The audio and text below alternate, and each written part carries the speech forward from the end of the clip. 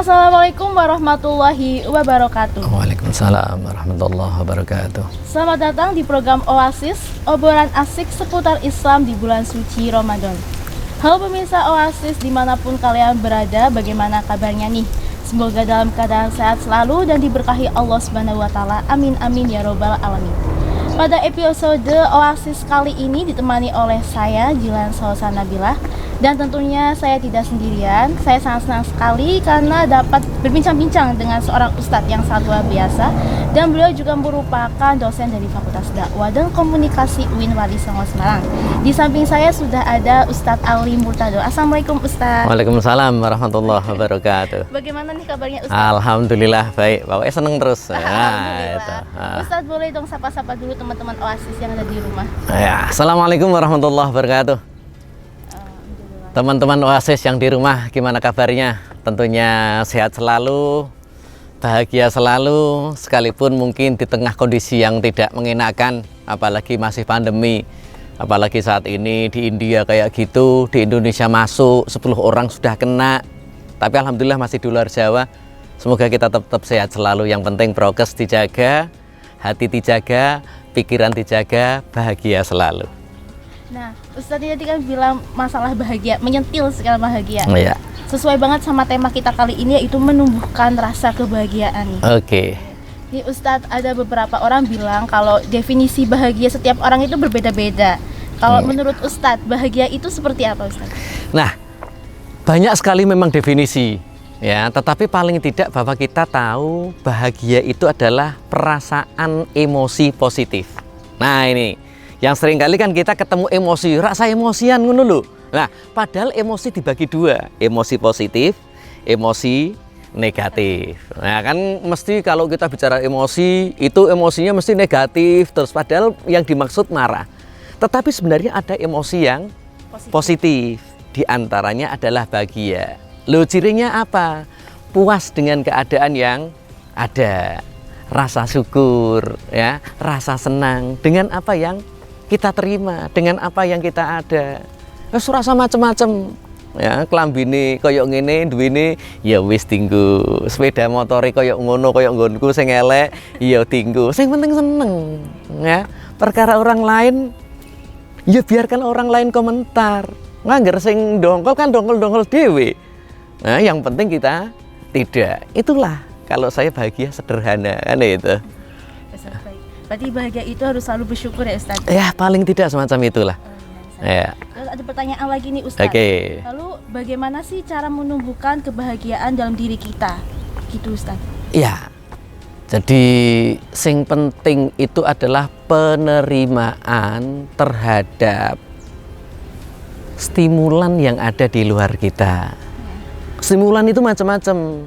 Entah itu teman, entah itu harta benda, ya, entah itu apapun lah, termasuk sebenarnya ibadah.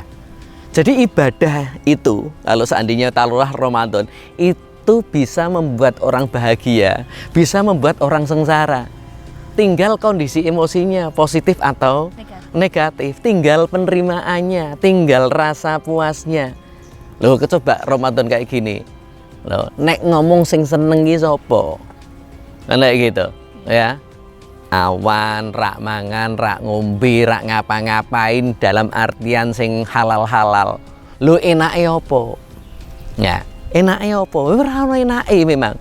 Kalau itu nantinya kita itu berperasaan negatif, ya sudah, ndak jadi bahagia. Loh kenapa nggak bahagia? Isinya apa? Mengeluh dan mengeluh, ya Allah. Awane kok ini panas koyok ngini, ya Pak Ali rak teko-teko. Janjiannya bar duhur dan seterusnya. Wah, loro kabeh kan, ya. Ya pada saat yang lainnya, ya Allah, kok asar kan kayak gitu. Maghribe kok jek suwi, ya, dengar suara adzan, hawani meh mangan. Lu kok meh mangan? Lah adane podo ngene itu. Ya. Nah, tetapi bisa saja kita sikapi secara positif. Ya, pada saat bulan puasa kayak gini, ya ternyata Allah itu banyak sekali menurunkan keluar biasaannya. Di antaranya adalah rahmatnya, maghfirahnya, itskuminanarnya, terjauhkan dari api nerakanya. Loh itu kan rahmat betul itu bagi kita.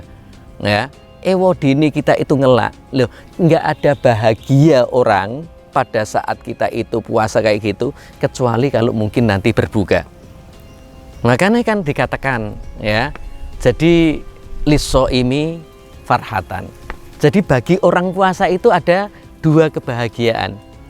Yang pertama adalah farhatun indal futur, bahagia pada saat kita itu berbuka puasa. Yang kedua, farhatun inda liqa'i rabbi, farhatun kebahagiaan pada saat dia itu ketemu dengan Tuhannya. Coba aja pada saat maghrib kayak gitu, apa yang Anda lakukan? Isine seneng karo seneng toh? Nah, ngelumpukke panganan. Seneng kuwi. Ya, apalagi dengar Allahu Akbar, ya Allah, kan kayak gitu ngombe, padahal baru ngombe tok wis puas ngombene 2 gelas sisan blending kan gitu. Ya. Jadi hal-hal yang kayak gini ini perlu kita sikapi secara benar. Artinya apa? Bahagia itu sebenarnya sederhana. Jadi apapun bisa kita gunakan atau bisa sebagai media untuk kita bahagia, termasuk ibadah, termasuk yang mungkin sulit kayak gini puasa, termasuk duhur. Jangan sampai kita nggak bahagia, ya, termasuk sholat kayak gitu, adzan meneh. Kira bahagia tapi alhamdulillah adzan, ya Allah, bahagia aku ketemu Gusti Allah dan seterusnya. Gitu, Mbak. Teman-teman Oasis, bahagia itu sederhana gitu. Iya. Lalu pada pertanyaan nih, menurut Ustadz Ali, bahagia tapi di atas penderitaan orang lain itu benar atau enggak ya, Pak? Waduh, itu contohnya kayak apa itu? Wah, ini yang kadang-kadang apa namanya persepsi yang salah kadang-kadang kayak gitu. Ya, tukang duduk kubur. Anda gitu bahagia di atas penderitaan orang lain, koncone mati, dekne entuk duit, dokter. Gitu katanya bahagia di atas penderitaan orang lain sakit dia baru dapat duit. Kalau nggak ada orang mati, kalau nggak ada orang sakit dia nggak dapat duit. Enggak. Jadi nggak ada sebenarnya bahagia di atas penderitaan orang lain, itu tidak. Tetapi bahagia sebenarnya itu adalah yang bisa membahagiakan diri kita, menyenangkan diri kita, bisa membahagiakan orang lain, menyenangkan orang lain. Itulah hakikat kebahagiaan. Ya, makanya banyak penelitian itu mengatakan, jadi ada salah satu jurnal itu judulnya The Secret of Happiness. Ya, jadi di situ dikatakan bahwa ada yang namanya rahasia kebahagiaan. Ternyata apa rahasianya? Giving. Jawabnya, memberi. Nah, kalau kita itu sedekah. Jadi pada saat orang memberi itu dengan pemberian kita, lalu yang diberi itu seneng, lalu yang diberi itu puas. Ya Masya Allah, seneng. Nah, jadi kan sederhana kayak itu dengan memberi. Nah, selama bahwa diri kita itu sudah normal dari penyakit hati, penyakit pelit dan sebagainya. Kadang-kadang kan kayak gitu, ya, hitungannya meremet kan kayak gitu.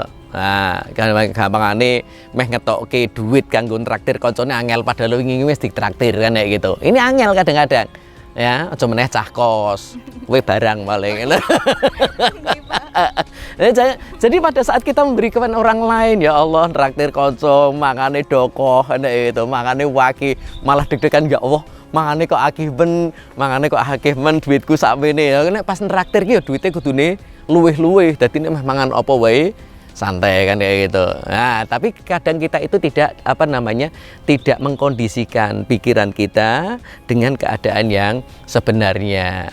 Nah, ini pada saat kita mengkondisikan pikiran kita dengan keadaan sebenarnya, dengan teman kita, dengan harta benda kita, dengan ibadah kita, kalau semua disikapi dengan rasa senang dan bersyukur, maka itulah yang dinamakan bahagia. Ini Pak Ustadz, pertanyaan terakhir.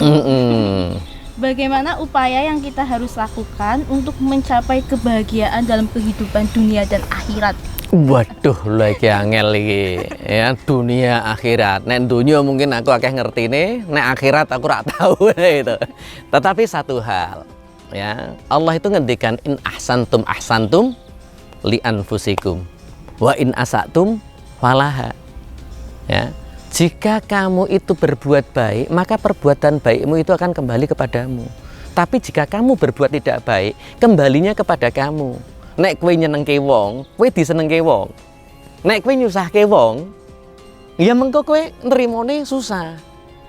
Terus terang bahwa kita itu pandangan terhadap dunia itu yang seringkali bahwa menyebabkan kita itu bahagia atau tidak bahagia. Persepsi terhadap apa yang kita terima menyebabkan bahagia atau tidak bahagia.